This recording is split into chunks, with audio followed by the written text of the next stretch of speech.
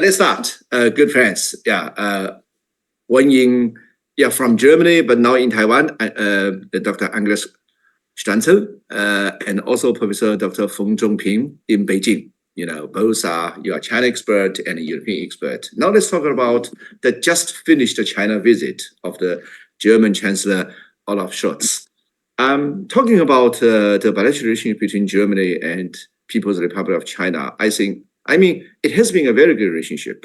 It is still a very good relationship, but it used to be, I might be wrong, Zhongping can correct me, for a long time, particularly during the time of Angela Merkel, it used to be the best bilateral relationship between China and the Western countries. We didn't have any geopolitical problem, conflict, and Angela Merkel, for the period of time of 12 years, she was 13 times in China. At average, more than once in a year, she came to China. But now in the recent years, things has changed, partially due to the pandemic, partially due to the global geopolitical, the worsening of geopolitical problems. Now it has been almost 2.5 years after the new German government has been in the office. If we try to compare what happened almost 2.5 years ago, I clearly remember that was the 8th of December 2021 when Olaf Scholz came to the office. One big party SPD and two small party, one is Green Party, the other one is FDP. And during that time, the policy, even if the China strategy was very late, came out last year, but it was the case that the more or less the consensus in Germany on the side of the coalition was try to decouple from China. Particularly, I clearly remember what Robert Habeck used to say. Due to the lesson from Russian-Ukraine war, Germany has to make its economy to be decoupled from Chinese economy before 2027. Why? Because they assume after 2027 China is going to attack Taiwan, and they definitely Germany will be joining the Western countries to sanction China, and the price of sanctioning China will be lower. That was the proposal proposed by Robert Habeck. But if we compare what was the case, over the course of last 2.5 years, and now this time when Olaf Scholz came to China, the tone was totally different, or more or less totally different. Now this time, Olaf Scholz, asked Chinese government to treat the German firms, German business in China fairly, which means 2.5 years ago, or over the last 2.5 years, at least the then German coalition was thinking of decouple from China, but now this time they asked to come to China, but they asked for the better treatment, for the fair treatment, and not to mention this time there was still a huge delegation, huge business delegation, which was a case, over the last 30 years, which has been a tradition. But this time, for the reason I mentioned before, this time was very rare, good, and also there are some simple points we can talk about. But particularly, I also think maybe we can go to the details. I will be stopped very soon. I just try to opening. There are a few themes on the agenda of our Scholz. One is Taiwan. The other is no China support for Russia, and traditionally still the human rights, and also some other things. But last but not least, that was the theme which was also proposed by during the Yellen's visit to China. The American Treasury Secretary Janet Yellen was just in China, and when she was in China, she proposed a theme overcapacity. 3 new industries. One is electronic vehicle, the other one is solar cell, the last one is lithium battery. The 3 major industry, 3 major new industries. It looks like the way of Olaf Scholz to deal with these 3 major industries was slightly or largely different to what the United States has been dealing with these 3 new industries. On Monday, that was 3 days ago, Olaf Scholz was in the Tongji University. That was the alma mater of my university. I graduated from Tongji University. When she was in the Tongji University, she was talking with the students of that university in German. She proposed the 3 conditions.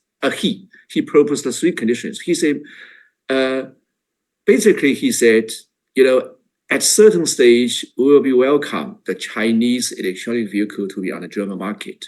But under 3 conditions. First of all, no dumping, yeah. And secondly, no overcapacity. And thirdly, it has to be, the intellectual property has to be respected. I was commenting, I think, okay, these 3 conditions sounds good, but these are all the 3 conditions which Chinese side and the German side can negotiate, can talk about. That wasn't the case like when Janet Yellen came to China and said, hey, you guys, you got to stop this. You got to solve the problem without any condition. As long as you put your condition on the table, then people can start to talk about it. And then on Tuesday, she met Xi Jinping, she met Li Qiang, she met number 1 and number 2 on the Chinese side. Yesterday, on Wednesday, we received the news saying, hey, China will be opening the more import of German beef, German apple, and more German pork. China will be increasing import from the German side, which definitely was a signal. I think that was a signal as a response, at least partially as a response to these 3 conditions. And not to mention that the Chinese president, when he received Olaf Scholz, he said, okay, export of these 3 major industries, that would be good, that would be beneficial for European market and so on. Yeah. Okay, anyway, let me stop here. I mean, overall, the bilateral relationship is still okay. Not so good anymore, like 10 years ago, 20 years ago, 30 years ago. But compared with 2 years ago, compared with 2.5 years ago, it is better now. Particularly, there was a huge German business delegation, which means German economy, German business cannot afford the price to be decoupled from the Chinese market. But of course, the geopolitical conflict and ideological difference, value differences are still existing, maybe are still increasingly. But last but not least, the way of dealing with 3 major industries from the German side was largely different to the way of how American side has been dealing with it, particularly in terms of the three conditions proposed by Olaf Scholz, as I mentioned before. And also yesterday, China responded in a quite positive way. Of course, this will be also a pressure to the United States. I already heard from the United States. United States, hey, Germany, you guys, you have to be careful not to be divided by China. China is now using the 统战, the front. How to say it? The united front. United front. United front strategy to divide between the United States and Germany. Germany, you guys, you got to make a standpoint. Anyway, that will be the response from the side of the United States. That will be also quite interesting to see how the interaction between Germany and the United States will be. Okay, let me stop here. How you guys will be seeing this? I would very much like to hear Angela thinking about Angela, please, you start. Okay, I start. Yeah. All right. Okay, I start. When I always name Angela, I always say Angela Merkel. No, this time it's not Angela Merkel. Now you remember Angela Stanzel. I'm still active. Genau. Yeah, exactly. Please. All right. So, I mean, I agree with you, Peter, that the relationship now looks a bit better than 2.5 years ago, which was, of course, mainly due to COVID. And at that time, we realized how damaging it can be if we don't meet each other personally, but trying to talk to each other virtually, at least on the highest level, didn't really work. I think on our level, on conference level, you can still have discussions, but on the highest level, it was very difficult to maintain a proper dialogue. So I think COVID was, of course, one of the reasons why the relationship or why it was so difficult to talk to each other, to say it like this, because, of course, I agree with you as well that there were other reasons for the relationship to suffer. For Germany in particular, I think even before COVID, the dissatisfaction with the lack of market access or the lack of level playing field. This is no news that the German business community criticized this increasingly. Nevertheless, of course, as we see today, the interest, at least from some German industries in the Chinese market, is still very high. And this is why we saw Scholz arriving with a big business delegation, and in addition to the business CEOs, also with 3 ministers from the different parties from the coalition government in China. So I think the purpose of this visit was from the beginning very obvious. It was trying to resume the economic relationship with China, in particular the economic relationship, to ensure that our companies can still make business in China, that maybe some of the regulations we can clarify, for instance, the data transfer. This was, I think, or this still is in Germany, a huge topic, how our companies and finance institutions can operate in China under new data regulations laws. So I think that was the main purpose of this visit. And of course, as you mentioned, Scholz also addressed Russia and Taiwan. But this was, I think, on the lowest part of the agenda, even though he made it appear maybe differently. And if you have followed the German or European social media in the past days, you will also see that this was the biggest criticism against Scholz coming out of Europe, that he did not actually properly address the Ukraine war. He tweeted himself, Scholz tweeted himself that he asked Xi Jinping to help to try to stop this, I think he says something, a catastrophic war or crazy war, something like this. But okay, he asked for it, but he never tweeted what kind of promises he might have gotten from Xi Jinping, except maybe saying, yes, we want peace too. But what is China going to do exactly? That was obviously not the essence of his talks with Xi Jinping. Neither was Taiwan, by the way. So I think for me, it's very clear. It's about trying to address the dumping issue, the conditions you have mentioned, Peter, the dumping, the overcapacity, etc. But again, if you follow the German media in particular, you will see that Scholz was also heavily criticized for actually not getting any concessions on this. He addressed it and he named the conditions, but apparently the response from Xi Jinping was that there is no overcapacity and that the dumping is not really there because we still profit so much from buying cheap electric vehicles. So it seems, at least from the outside, not having been in the delegation and not having been in the room with Xi Jinping and Scholz, it seems from the outside that Scholz addressed maybe a lot of topics, but very nicely, and he didn't achieve much. And I think the biggest criticism that came out of Germany, at least, or other European countries, was that if we compare Scholz with Merkel, Merkel was also had the business community's interests in mind, very much so. She also was a chancellor during a different time when all these geopolitical tensions were not that high as they are now.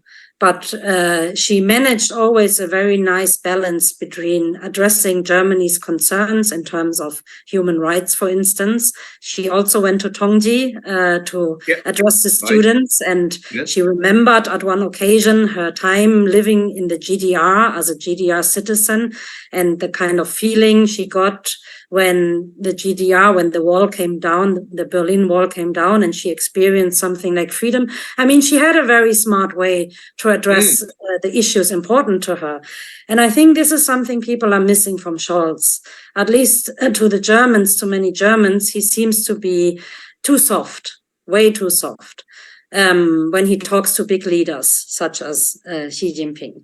Then just small footmarks, the proposal on decoupling. I mean, this was nothing that Germany really at any point officially wanted. We actually, since Trump was elected, always emphasized that we do not want decoupling. And it's still our policy today. And then we talked for a while about diversification, that we want to diversify, which meant in addition to our market in China, we wanted to explore other markets, which is to some degree actually happening when we look at our ministers visiting Indonesia and Thailand and Vietnam and so on. You can see they are exploring really the option of having different markets for the German economy. But also, of course, we have to admit there's no market the size of China. So China is still our main market. So decoupling was never really what we wanted. And then later on, as you know, Ursula von der Leyen came up with the term of de-risking, which is something the US are now using as well, right? Because it's such a nice open term, and everyone can define it in a way they want to. I mean, if we listen to some of our CEOs in Germany, we now understood that they understand de-risking, that they localize more in China.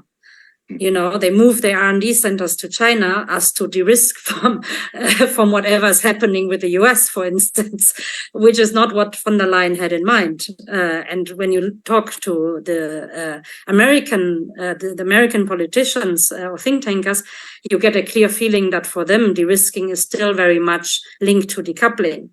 You know, but it's a nice term that everyone is happy using at the moment. But of course, the issue is that we need a more precise understanding on what it actually means. And then one last point before I hand over to Feng Zongping. I'm very curious what you will respond to what I said. But you said, Peter, that Germany cannot afford decoupling from China, which is something I think we know, we are aware of. But of course, China also cannot afford decoupling from Germany or from the European market. This is, Huxiang, it's vice versa. So that's also something I think we need to keep in mind. And I will stop here for now, and I look forward to the discussion. Okay, thank you, Angela. Zongping, now the podium is yours. Peter, thank you so much for bringing us together.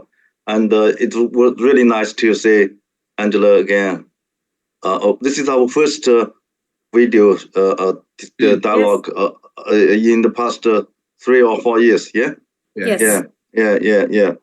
I remember when the Ukraine crisis conflict took place, we had also video, a meeting, online meeting. Yeah. Yes, exactly. Yeah. Peter, Angela, I think I wonder why Chancellor's visit, Scholz's visit, in the Seoul, a lot of people's attracts a lot of people's attention. I think there are 2 or 3 reasons. Number one is, this whole European perception, European environment about China, about Russia, about the United States, it's changing rapidly. People, are thinking about the election in the United States. A lot of Europeans are worried about this. I was in Paris, Hungary, 1 month ago. People keep on asking, all these issues. Secondly, for Germany, I think this is although Chancellor Scholz made a visit after the coalition was established. It did this in November 2020. he was, being recognized by Chinese media as the first Western country's leader, first G7 leader, following the Party 20 Congress, Party Congress 20, and he was also, I'm pretty sure he was the first European leader after the COVID. Yeah. To visit Beijing. Yeah. As a matter of fact, in Beijing, the COVID restriction has not totally lifted yet. Right. I remember his airplane stopped, and he left. He came. He left the airplane went to Seoul, South Korea. Can you believe that? Right. He came to Beijing only for 11 hours. Yes, and the airplane didn't stop in Beijing. Right. The airplane went to South Korea, Seoul, and 10 hours later, the airplane came back to pick him up. Exactly. That was the 4th of November. That is an extraordinary time, Exactly. People will remember this in the history, But that time, that visit, I couldn't call it a normal visit, because he has only one purpose. No more, no less. He wants to come here to talk to Chinese leaders. Nuclear war is so bad. We must stop. We even cannot think about this. That he got only single message, and he did it. And he went back. He told the Germans, "Okay, I did it. I made this agreement with Chinese leader. We both think we both oppose, the two countries oppose any potential, possibility of having a nuclear war." This time, people also want to know the coalition published a paper on China. This is an unprecedented paper. In the past, Germany has a lot of Chinese policy, but they never written down. Yeah. Yeah. And last year they did. Yes. And that paper was in, when people who think China, Germany is a good relations, you also pick up some passages, sentences. If you want to think China, Germany relations is very bad, you has a lot of also paragraphs. So it's a contradiction paper. I can imagine, various departments, various people, officials, have different views. So they made a compromise and managed to, to publish the sounds like a unified paper, but far from a unification at all. And this trip is a test. People want to know, what is this really the new government? Peter mentioned it's already 2 years and a half. What is this new government? Coalition government's China policy is. So I am, closely followed Scholz's trip in Chongqing, in Shanghai, in Beijing, and the discussions with it. I try to figure out what is really Germany's, at least the chancellor himself and his team thinking about Germany's relations should be with China. My conclusion is maybe wrong. My conclusion is, okay, Angela is right, Peter is right.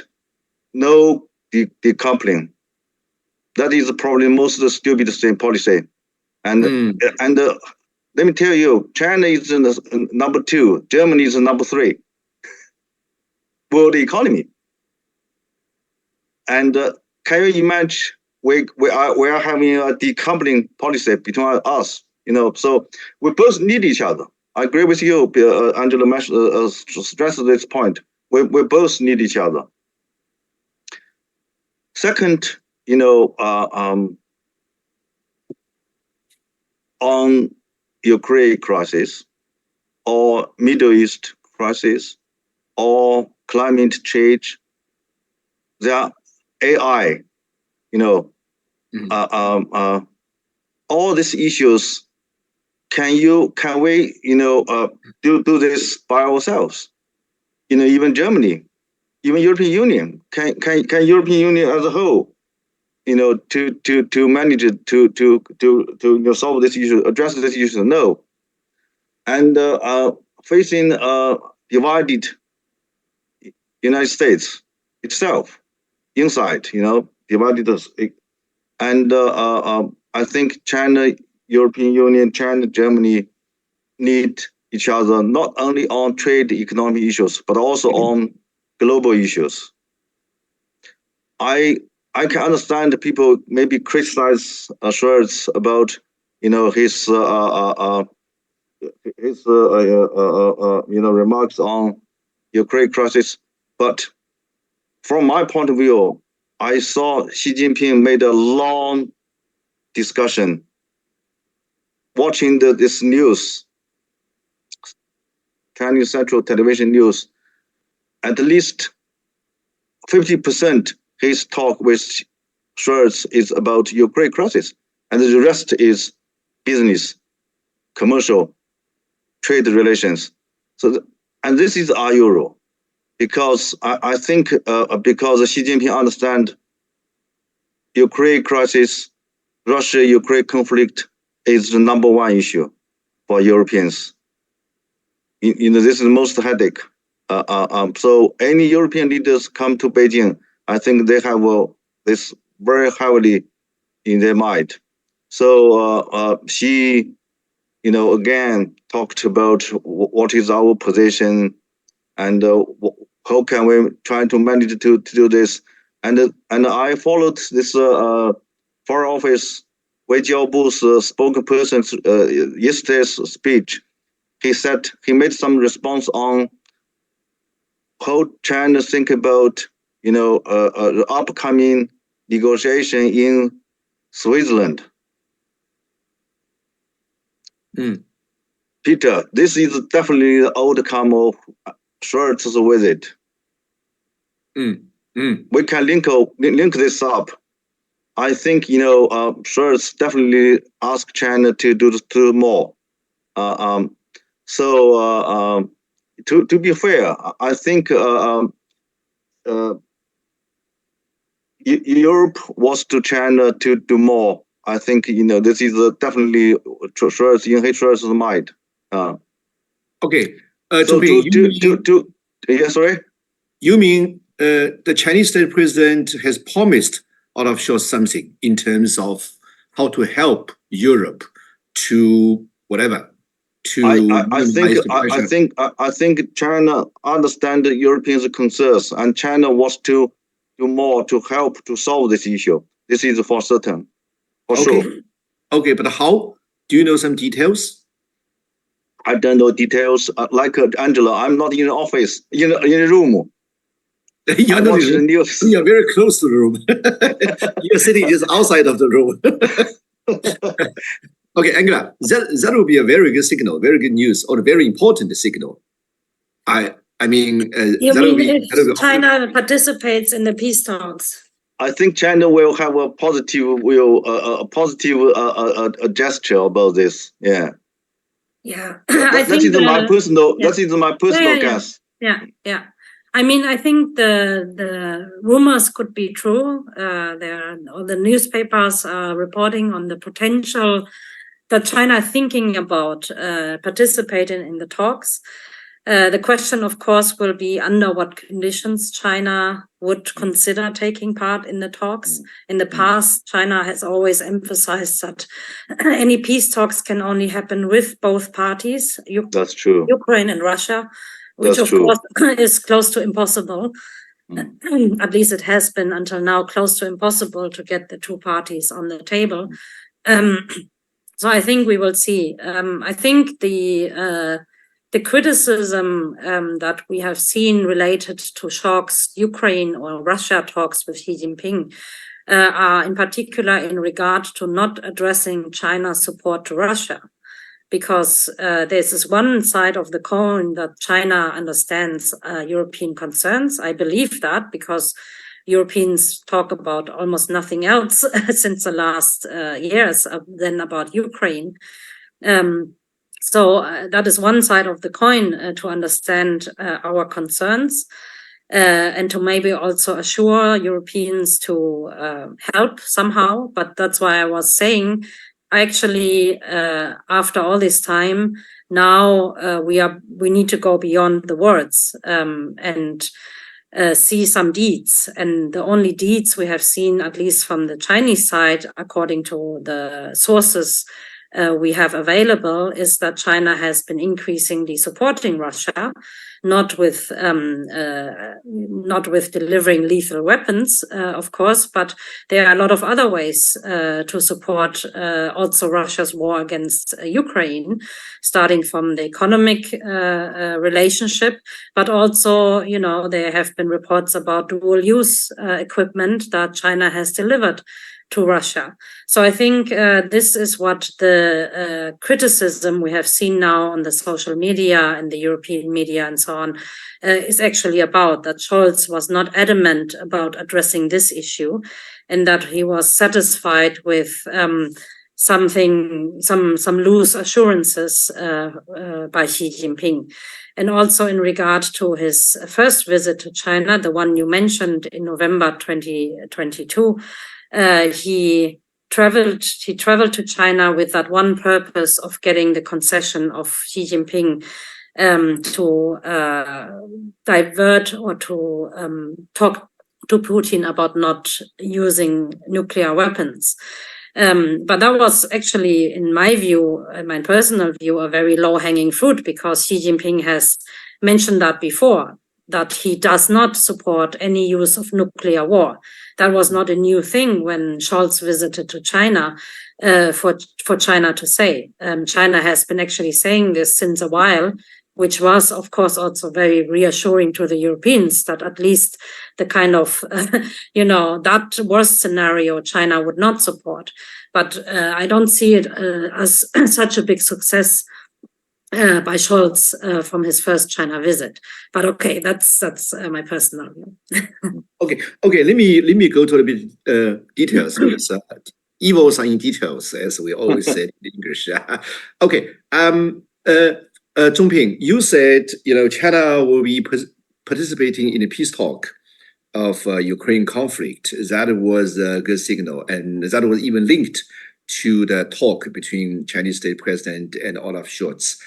But according to what we read on the media, or at least know in advance, is Germany. What Germany hoped was that China will reduce its help, its dual use. In German we say dual, the dual use of some facilities, like not necessarily in a sense of weapons, but in the sense of cars or trucks, which can both use for military purpose and for civilian purpose. That China can reduce those facility help for Russia. But that was to my understanding, was slightly different to what you mentioned before, because China has promised in participating in peace talk. That was always the tradition of Chinese purpose, of Chinese position. In February of last year, Chinese Foreign Ministry proposed 12 points of political solution for Ukraine: ceasefire, immediate start with peace talk. But that was not linked to what Olaf Scholz hoped. And Angela, you mentioned at the very beginning, in terms of Russia, in terms of Taiwan, that was the lowest, and you used the wording, that was the lowest part of agenda, which sounds for me, Olaf Scholz was in a very low profile in mentioning this issue to state president. Why so low? And for Zhongping is the question: did China responded to any request from Germany, not necessarily in terms of peace talk, but in terms of reduction of dual use of helps for Russia? Okay, Angela, your foot. Angela. Yeah. Why so in low?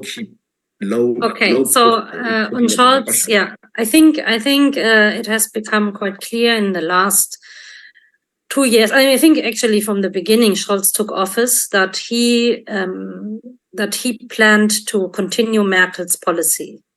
So he came as a chancellor with a promise of continuation.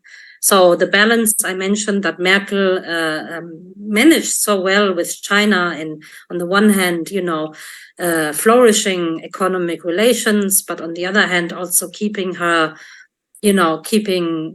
solidarity to her values and so on. I think Scholz intended to continue this, but then things changed. Scholz became a chancellor at a time what you cannot even imagine back then. One thing came after the other, the COVID and then Ukraine, and I think still that he's still trying the continuation policy of Merkel, but in a different time, and it just doesn't fit anymore, at least from the view of many people, not all of people in Germany, but that is the reason why he's being criticized so much by some people.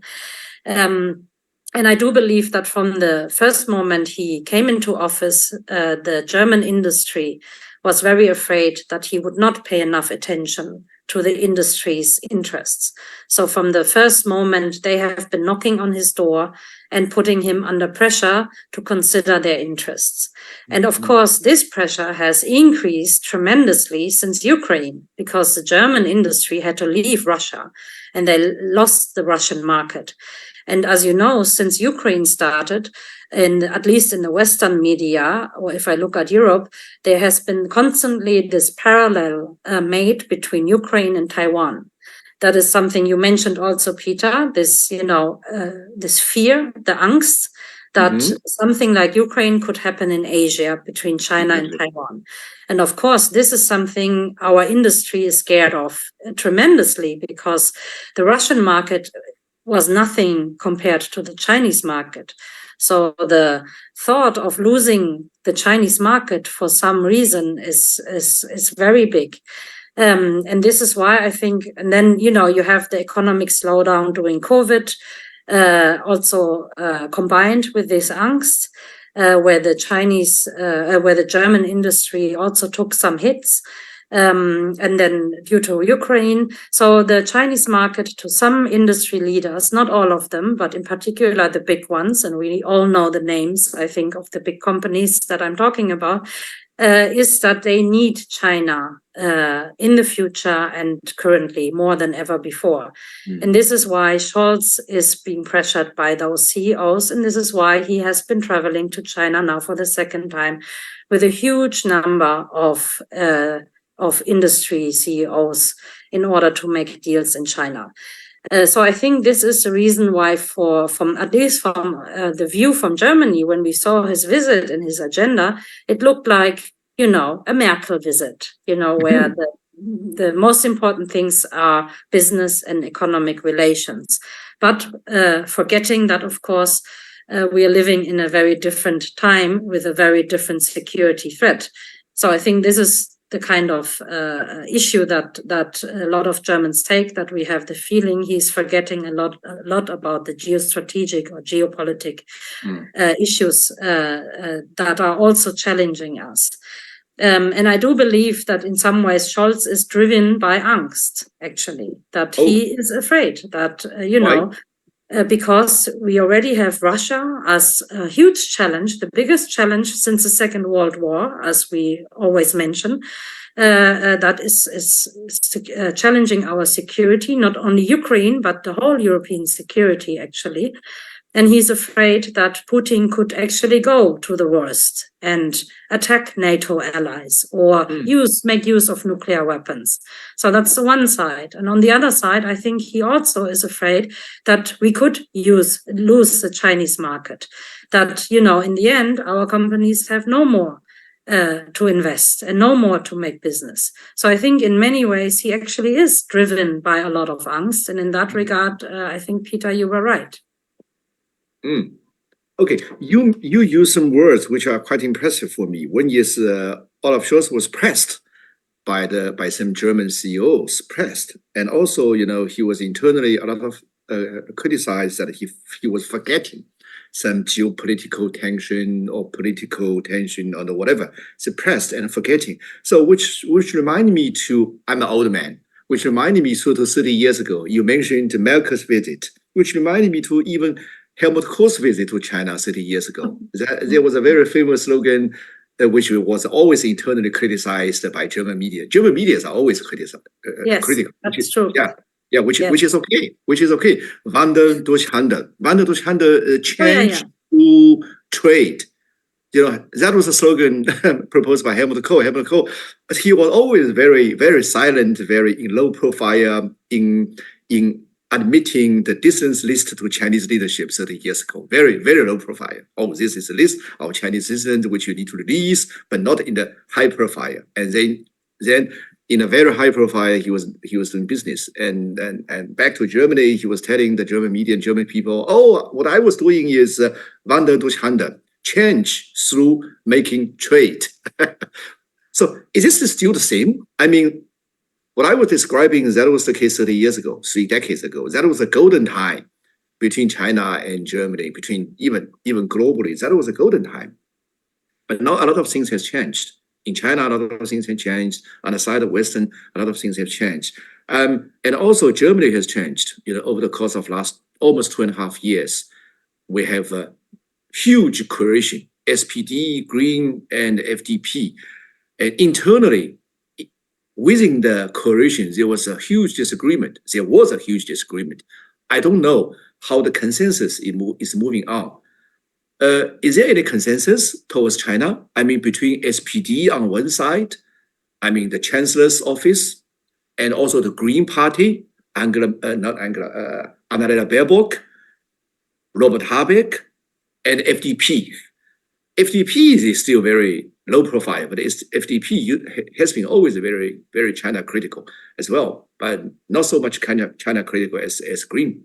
But is there any consensus within the coalition in how to deal with this country, China, which we cannot afford to decouple anyhow, but which has changed a lot? Is no more the China 30 years ago, and even no more the China 15 years ago.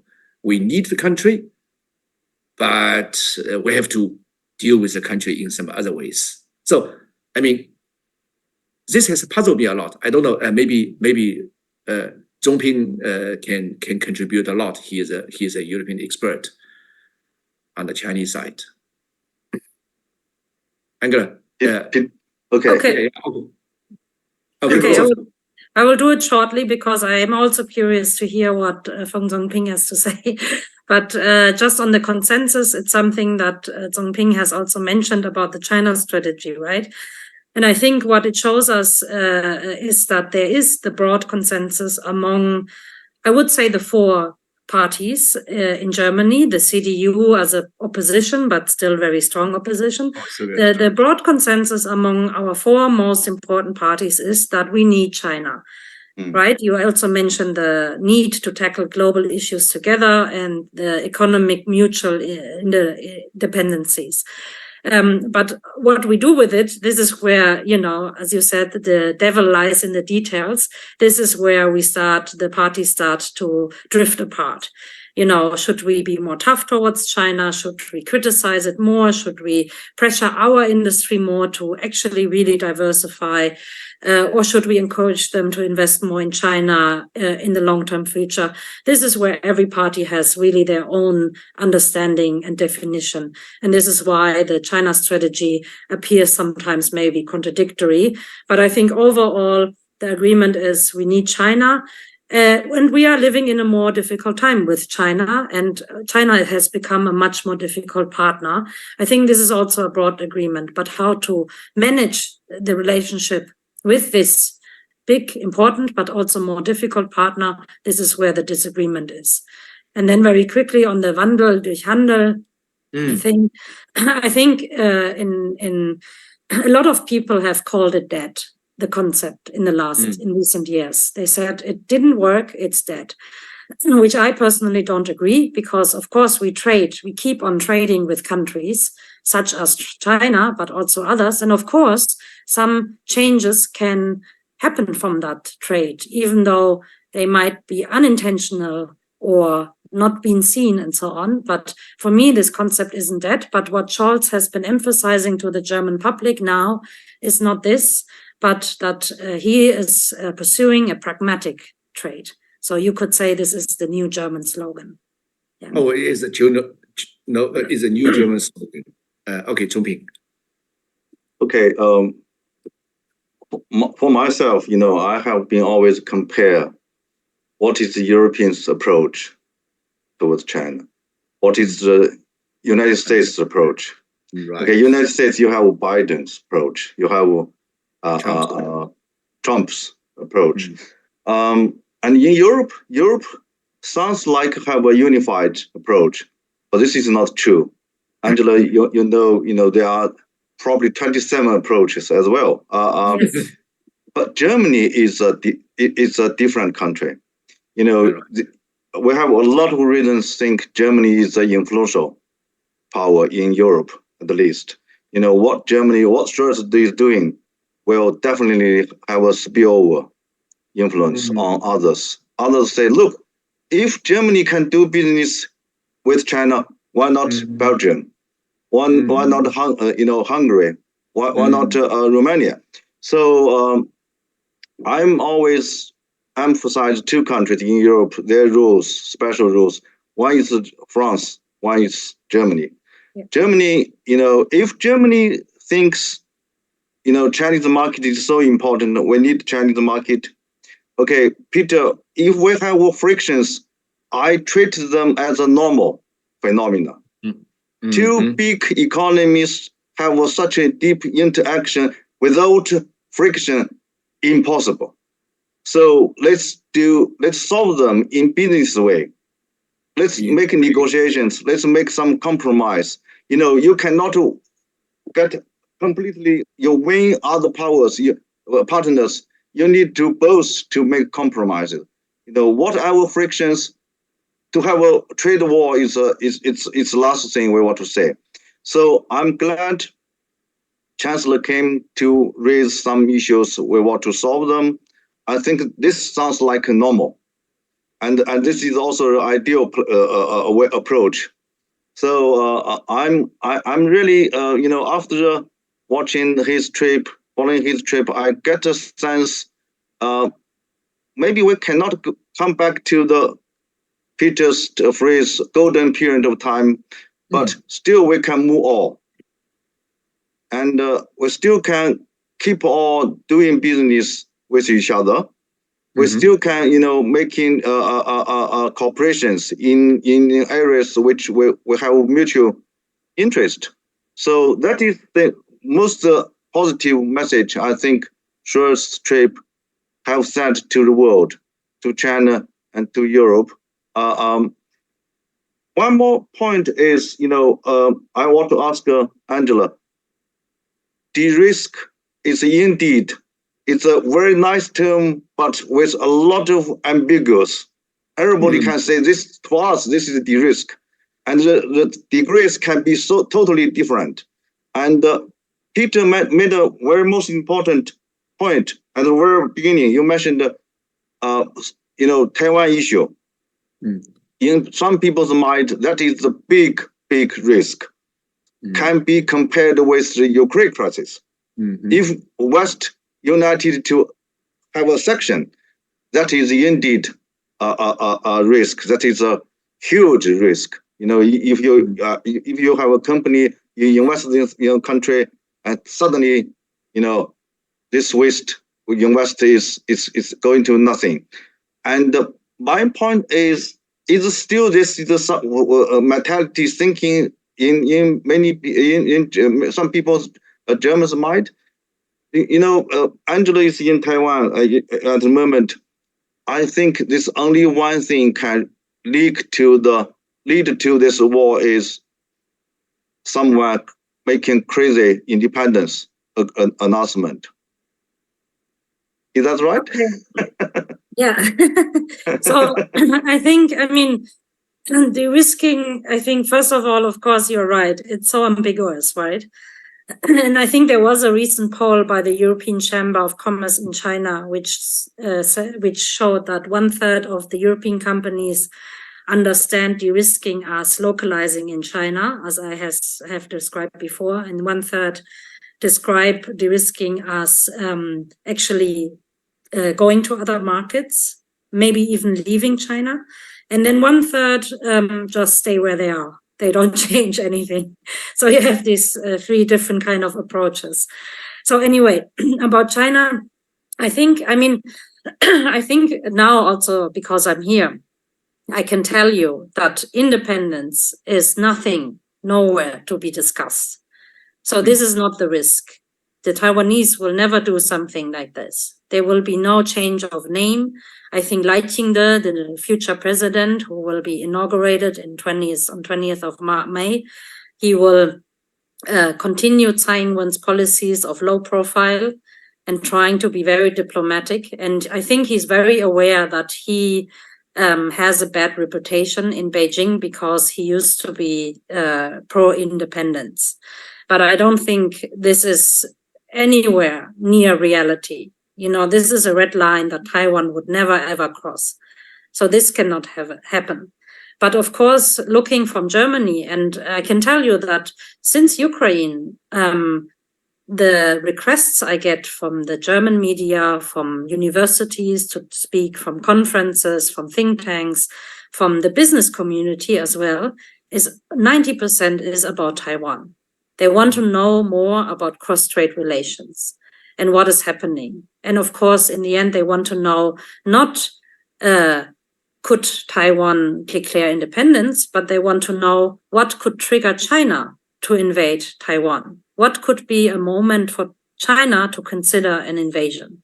Because Xi Jinping has announced Taiwan to be reunified by 2049. And then you do the math. If you are in Germany, they like numbers. So they start doing the math and they think, okay, he's like 70 years old, maybe. How much he wants to do it in his lifetime? Maybe by the time he's 80. So does it mean he wants to attack Taiwan in the next 10 years? So I'm just telling you what I hear in Germany when I have these discussions or when I'm invited to talk to the German public or the German business community. And I think the other issue that, or the other concern that Germans have is maybe not so much about this full-out invasion, because we also hope that any other country can see now with Ukraine that it's not that easy to conduct an invasion, even if it's a big country against a small country. It's not, war is war. There is a high price to be paid on both sides in terms of lives, but also in terms of political risk and economic losses. So I think the hope is that no other country will repeat this. But beside this invasion scenario, I think what is also worrying Germans is the possibility of an accident. Because we see Chinese vessels, Chinese fighter jets coming closer and closer to Taiwan. And then, of course, we also observe US and Chinese encounters in the South China Sea. Or now we have the tensions with the Philippines. And the worry is, because we know from our own history, I think Peter was saying in German at the beginning when we were waiting for the time, that he is reminded very much of the situation in Europe before the First World War. And it's something that happened by accident, actually, right? So we know that accidents can happen and accidents can lead to a catastrophe. So I think this is the other reason why Germans are taking so much interest in what is happening in the Taiwan Strait. But I would say it's not only the Taiwan Strait, it's also the South China Sea. It's what we call like overall Indo-Pacific now. And it's one of the reasons, the Germans are sending a ship. They have sent a frigate, Bayern, 2 years ago. They are sending another one now, not because I think they expect to make a difference, but to show some symbolic support to the region and to express the security concerns. I don't know if it answered your question. It was a very long answer, I know. Okay, obviously, yeah, okay. Yeah. So, okay, Angela, can we describe Scholz's visit is, to a certain degree, is a return of pragmatic relationship, pragmatic approach, comeback from Germany's point of view? Can we say that? Yes, I think from the chancellery's view, you can definitely say that. But as you also pointed out, we have a three-party coalition, and they are not in agreement. And I would say that the Green Party and FDP are also to some degree pragmatic, but they also have a high regard to values, and they are somewhere in a dilemma with SPD. So this is why we have a very complicated constellation at the moment, with a lot of fighting and a lot of compromises. As you said, Zhongping, before, there's a need for business negotiations. This is what is happening in Berlin every day. Compromises, fighting, compromises, fighting. So from the chancellor's view, I agree with you. I think he has turned to a very pragmatic approach. My understanding is, trade, investment, commercial relations is so important a part of our relationship between China, Germany, and China as a whole, Europe as a whole. But the difference between now and the past is we have a Ukraine crisis. People will tend to think, okay, what China can do. And we have this also ideological friction, as well. So and also we have this U.S. factor. People will think so. It's not a comeback to old time. It's probably still the same, but with different time. I agree with you on that point. What about, can I ask you, Zhongping, about your assessment on the US? Because this is surely something China is following very closely. Well, how do you evaluate if Trump would be reelected? How would the Sino-American relationship evolve? Will it go back to trade war, or, if Trump come back, I think China and Europe can have more understandings, more common understandings. This can be another element for cooperations between China, Germany, and China, Europe. China, I think we have already experienced the worst period of time during his term. Trade war, technological war, whatever. Chinese students, Chinese consulate was closed. I think people, and also people at the beginning thought Joe Biden maybe have a different approach. Actually, it's a different style. So I think China has a more realistic approach now against the upcoming US election. So China would prefer Biden to win. According to what he said, maybe at least he personally prefers more Trump, right? Well, I don't know. So that China will have at least when Trump come back, China, Germany agenda will have one more element.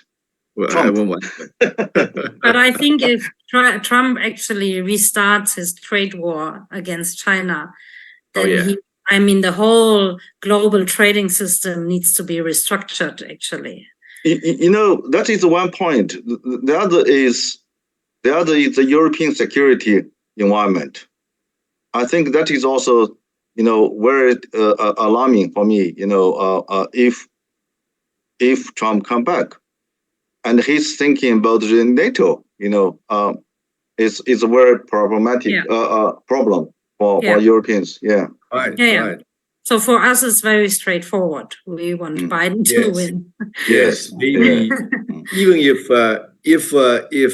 Donald Trump comes to power, maybe he will even withdraw from NATO. That would be a disaster for European countries in terms of which country can provide with nuclear umbrella, right? That will be a Peter, I heard from some American friends say Trump have no power to dissolve the NATO, but he can make NATO more difficult to do anything yes, which Europeans want to exactly. do. Exactly. Right, And I right, think right. in the best scenario, he will, of course, pressure the Europeans to invest much more on defense and security. Mm. So Do that you will be think, yeah. Angela, do you think that is a crisis which can push Europeans to go further on common defense building?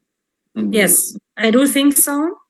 Mm. I mean, that would be actually, considering Trump and the announcements he has made, that would be the best scenario, you know, that he again blackmails us basically and says, you know, we will withdraw from Ukraine if you don't invest more, and then we will invest more because we cannot have Ukraine fail. You know, But of course, the danger is that he will be completely irrational and, you know, deny any help to Ukraine, no matter what we do. So that's the worst, one of the worst scenarios. my argument is, if you want to European integration go one more step, further step, you need one crisis, and the Ukraine crisis is not enough, because if you have US, you have NATO. Yeah. For Europeans, that's not such a crisis. But if NATO, if US change his mind, that is a crisis. Oh yes. That crisis will be big enough to Europeans to say, look, we have a common market, we have a common currency, we need a common defense. Yes, I agree. Yeah. You mean the common European defenses decoupled from the United States? They will not announce like that. They will say we still need US. We still have a coalition, not coalition. The US bases. We still need cooperation with US. But they will do everything for the worst. The worst is US decoupling, not European decoupling. US decoupling. Right. And then it's largely up to French President Macron to say to what extent he will be following his policy strategic autonomy. Oh yeah. Right? Strategic autonomy. Yeah. You know, in the past 2 years, 3 years, people joke him, talking about the strategic autonomy. But now when Trump came back, people think Macron is right. Yes, right, exactly. I agree. Exactly. Yeah, exactly. I agree. Yeah. Oh, that would be very interesting. Yeah. Okay. Before we come talking about bilateral relationship between China and Germany, you guys, you seems to be quite optimistic. But let me give you one warning. Before we become optimistic, let's try to clarify some details. Yeah, because I used to be a journalist. Journalists always dig into details. First of all, in terms of internal China policy within the German administration, within the German coalition, Angela, is there any more or less consensus between these three parties? Because the Green Party used to be very difficult. Angela Baerbock, Annalena. Okay. Oh, yeah. Annalena Baerbock. But now, recently, at least in terms of in dealing with China, she has become quite silent, in low profile. She didn't talk too much or too in higher profile. Almost 2.5 years ago, 2 years, 5 months ago, or 4 months ago, immediately after the coalition was formed, people were talking about, hey, in terms of designing foreign policy, in whose hand is this? Is it in Chancellor's office or is it in Auswärtige Amt, in foreign office? More Green Party or more SPD? Can we say now in designing, I mean, not in a sense of implementation, but in designing foreign policy, the Chancellor office has his hand now, or not yet? No, I think he interferes maybe, and he puts his foot down, you could say, where it is important to him. And the other stuff he leaves to Annalena Baerbock. But I think there's a lot of disagreement in, how to actually conduct foreign policy anywhere. And, I mean, I do think that Annalena Baerbock has a lot of strength, but sometimes she's also emotional, in particular when it comes to values. and that, you know, she is collecting the experience and learning lessons. And I, for instance, thought, I mean, in the past, she was criticized a lot in Germany for being kind of for preaching morale constantly to other countries. But I think during her China visit, actually, she didn't do that anymore. So for me, it was a sign that she, you know, was getting more experienced. She did address Taiwan, for instance, the issue of Taiwan, but she explained it in very economic terms. You know, she pointed out what kind of economic losses the German industry would experience if there was a crisis in the Taiwan Strait, you know, because of 70% of semiconductors being shipped through the Taiwan Strait and, you know, the maritime routes. So she actually found a very Scholz-like language, you could even say, very trade, you know, economic-based language to raise the issues that are important to her. So I think for Annalena Baerbock, it's learning by doing in many ways, while as Scholz is probably not really willing to learn anymore. He is set in his ways. So, I mean, you can see the differences, right? And there is a back and forth. But traditionally, since Merkel actually came into power, she has tried to centralize the power in the chancellery, and by that taking away increasing power from the foreign ministry. And I think this is still something we see until today. The structures are like this. The chancellery has the final say, you know. This is why the China strategy, when you looked from the inside at the process of the China strategy, you know, 1 year, more than 1 year went into drafting it.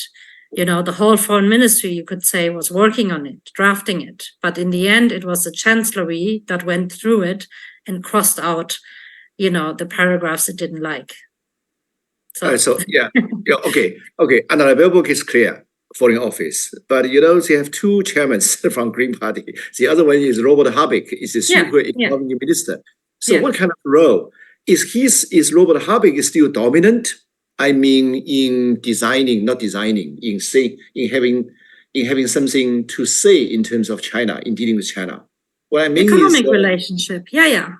I mean 2 years ago, or a little bit more than 2 years ago, immediately after Russian attack towards Ukraine, Robert Habeck says, that's what I mentioned before. He said, we have to make sure that German business will be decoupled from Chinese market before 2027. So that if we sanction China after 2027 for attacking Taiwan, we don't have to pay high price. So that's what he said 2 years ago, a little bit more than 2 years ago in how to deal with China. Is he still, does Robert Habeck still have some power even in economic policy in dealing with China? Yeah, I think he does, but as I said, he's not doing decoupling. I think this is very clear that whatever he might have said, there was a paper that his ministry came out with around the time when the first draft of the China strategy leaked. And that paper was very precise in how the economic ministry under Habeck thought the relationship to China should be designed. Starting from the issues of level playing field, market access, protecting our own national security in Germany, being more scrutinizing Chinese foreign investment better. A lot of issues. It's a very, very comprehensive paper, and up to the point of diversifying from the Chinese market, not decoupling, but diversifying. That was before, I think, de-risking became the slogan. And this paper didn't get much attention. And what the economic ministry is doing is very low key. So there's not a lot of media reporting. There are no big speeches. There's no Twitter and so on, like Scholz is doing it, who is, by the way, also on TikTok now since last week, Monday, I believe. So it's all very low profile, but in this way, Habeck is actually implementing the plans. You know, he has been traveling a lot to Southeast Asia, and speaking to economic ministers there, and trying to actually, fill also the gaps that we can feel on the German market in terms of professionals acquiring, professionals in certain industries, also boosting the relationship to countries such as Australia or India in particular. So there's a lot of drive. But he's not the type of character who will then make a big media splash about it. So I think in many ways, actually, Habeck has become in the German public a very, very respected minister. Not in all of the public. I mean, we're also divided as a society in many ways, but he has also, I think, put a lot of calm on the German society when Ukraine war happened, and we all were fearing that, we will have no more gas and oil in the coming weeks. I mean, he has a very, very calm character. He's a very calm persona. So I think he still has a lot of power, but you cannot really see it. Okay. Maybe the last two questions is one about this, the three conditions proposed by Olaf Scholz in Shanghai in terms of dealing with these three new industries. So can we say there will be different style of Germany in dealing with these three new industries compared with what America will be doing? Yeah. I don't think that, as compared to also Brussels, I would say, but also as compared to Americans, Germany is not in favor. I think that's very obvious in imposing high tariffs on EVs or, going down any anti-dumping road. So I think there we have the division between the American friends and also some of the European member states and the European Commission. In the end, however, I think should the European Commission vote or decide on higher tariffs for China, and all the other member states or the majority of the other member states votes in favor of it, then Germany is not going to veto it. Germany will follow. But in the past, Germany will then tell China, for instance, it's not our fault. We didn't want it, but the others voted for it. So it's the fault of the European Commission. I mean, that was the strategy Merkel often applied, She was also very smart in that way. So I think that is what's going to happen in the end, what could happen in the end. Okay. Angela, Germany can actually, play a role in stopping a war, trade war. Remember 10 years ago, more than 10 years ago, the solar war. Yes. Chancellor Merkel, I think we want to contribute to her. She said, okay, let's talk. Let's negotiation. Okay. Yeah. And I hope someone can also say, look, this is against everybody's interest. Let's have a serious negotiation. Yeah, well, let's see. Can Scholz say that? Yeah, the question is if he dares to say it. If he dares to say it. If he can press. But he will also be under fire from within Europe and from a lot of Germans as well. We cannot ask Macron to do this because Macron. Yeah, he has made it clear. Yes. Right. Yes. Yeah, because Zhongbing's point is very important because we already heard some strong signals from Washington. The day before yesterday, on Tuesday, Catherine Tai, the trade representative of White House, already said they are seriously considering implementing the 301 action in sanction China, in imposing more high tariff towards these three new industries, in stopping more Chinese vehicle car coming to the United States, in lithium battery, solar cells. Biden administration will be already starting.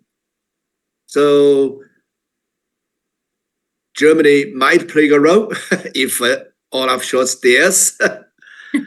Okay, my last question is, in correlation with this, how are you guys to deal with the pressure coming from Washington?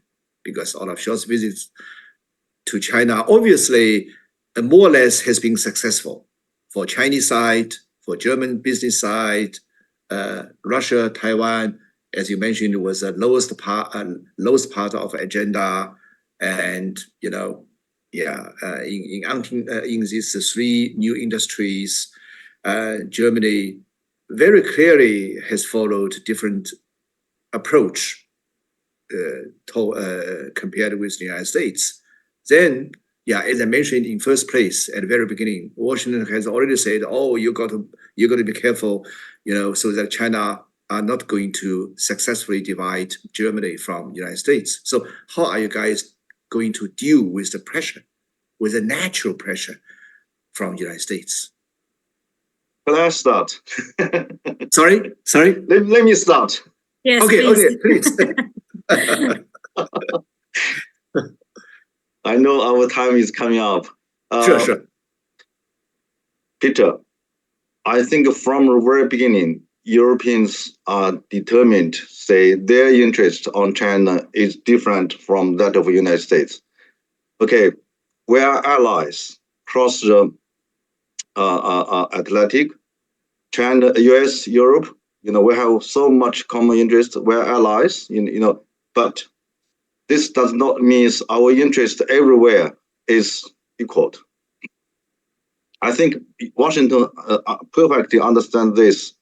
The difficulties is at the moment, Europeans are relying on the United States in terms of the eastern neighborhood, Ukraine, and or to certain degrees, Middle East. But Europeans are so disappointed about America's approach in Middle East.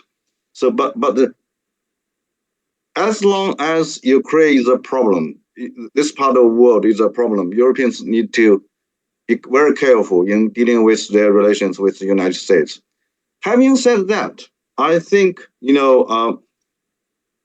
Europeans are, including Chancellor Merkel, Scholz, are watching China-US relations closely. They try to figure out what is going on in terms of rhetoric, in terms of real deeds, actions. I think,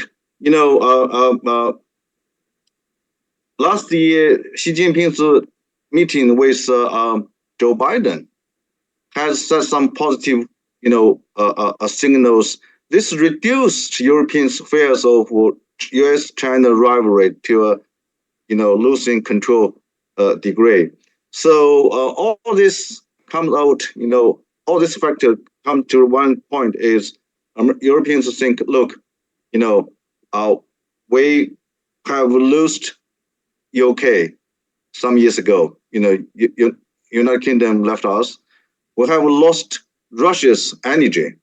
Okay, this is not Europeans' fault. This is something else. We don't want to lose China.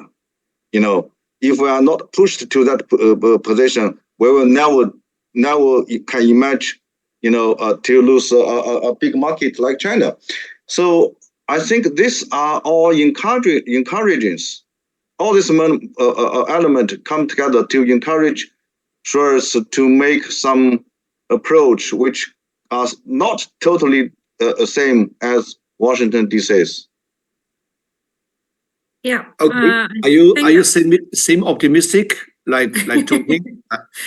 I agree. I mean, of course, in many ways, the US are our partner in other ways as well, in values and so on. And there's a very close transatlantic partnership and alliance. And even Trump couldn't destroy it completely, even though he really tried.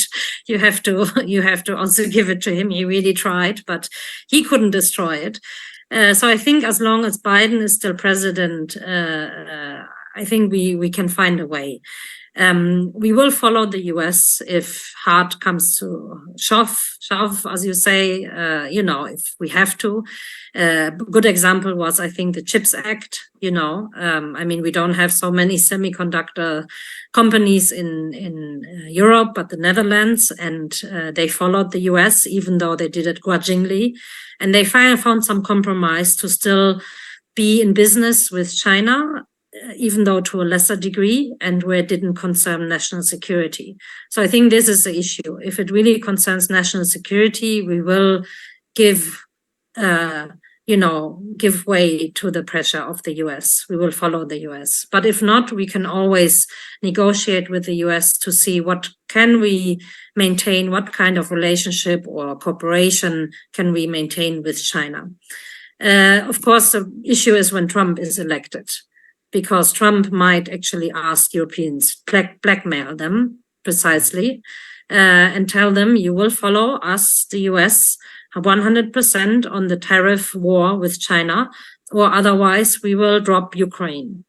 And then we have to follow the US, even though we don't want it, and we really don't want it, but I don't think the Europeans will have any other choice. So this is another reason why, we're terrified of Trump being reelected.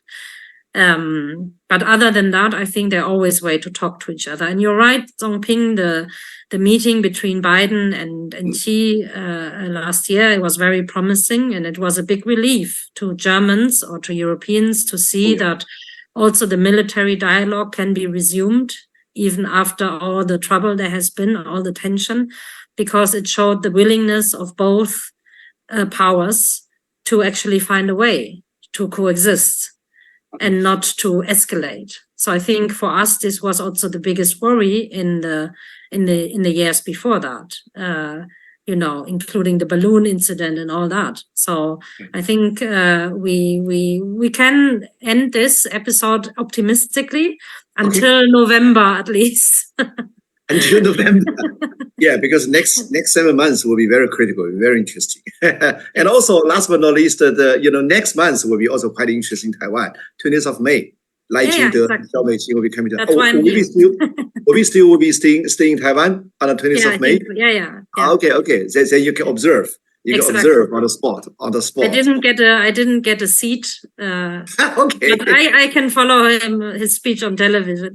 Okay. Like you. Okay. Thank you very much. Thank you very much, Angela. Thank you very much, Zhongping. I think it was very informative, very constructive.